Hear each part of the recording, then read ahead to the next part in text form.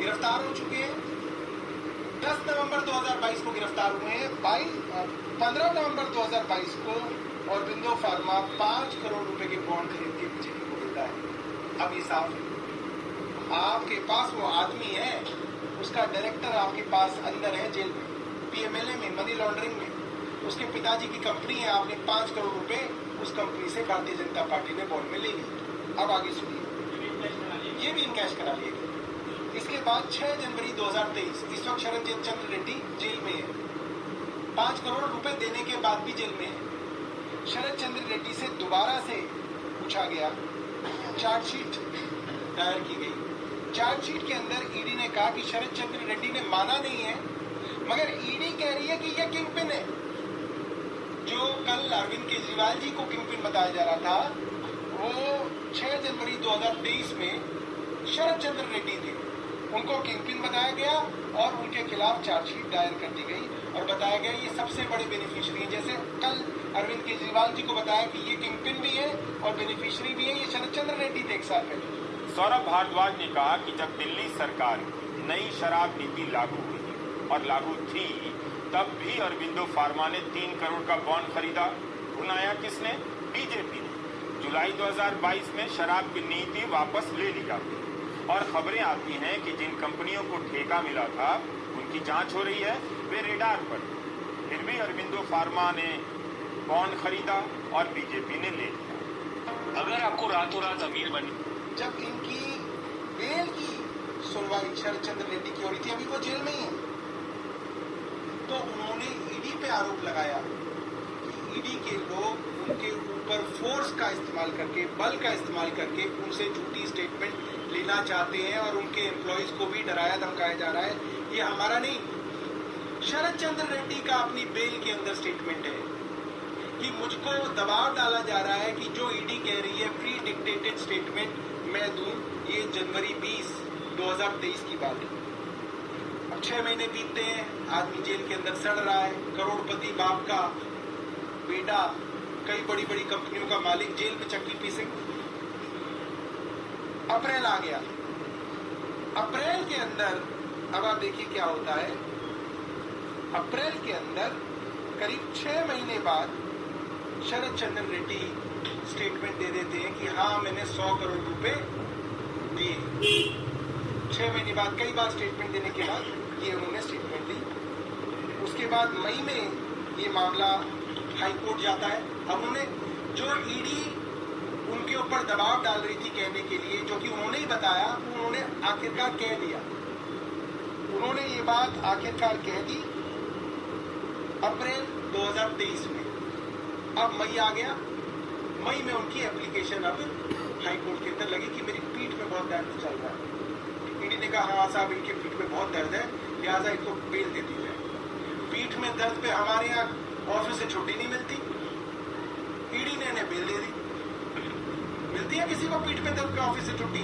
आप सब कैमरामैन हैं, सब लोग हैं, पत्रकार यहाँ पे, कौन एडिटर देता होगा? ईडी ने इनको बेल दे दी 8 मई 2023 को। और जैसे ही बेल मिली, पंछी आजाद हुआ। 2 जून 2023 को कहा गया सरकारी गवाह बने शरद चंद्र रेड्डी। मतलब सरकार की शरण में आ गए। अब जब शरण में आ गए, जैसे जो भी शरण में आता है फिर वो प्रसाद चढ़ाना पड़ता है। अरबिंदो फार्मा साधारण कंपनी नहीं है। इस कंपनी के हिसाब से भी देखिए, एक अंतर्राष्ट्रीय कंपनी के निदेशक की ऐसी हालत कर दी गई, जेल में डाला गया, सरकारी गवाह बनने पर जमानत मिली और ईडी ने उसका विरोध भी नहीं किया जमानत का। जेल से बाहर आकर उनकी कंपनी 50 करोड़ के बॉन्ड खरीदती है और पैसा बीजेपी के खाते में जाता है। क्या यह इतना मुश्किल है पकड़ पाना? अगर शराब घोटाला हुआ है, इसमें रिश्वत दी गई है, तो पैसा किसके खाते में गया? ईडी जाकर बीजेपी के खातों की जांच क्यों नहीं करती है कि आपके खाते में अरबिंदो का 55 करोड़ कहां से आ गया, किस बात के लिए आया? 2 साल से जांच चल रही है।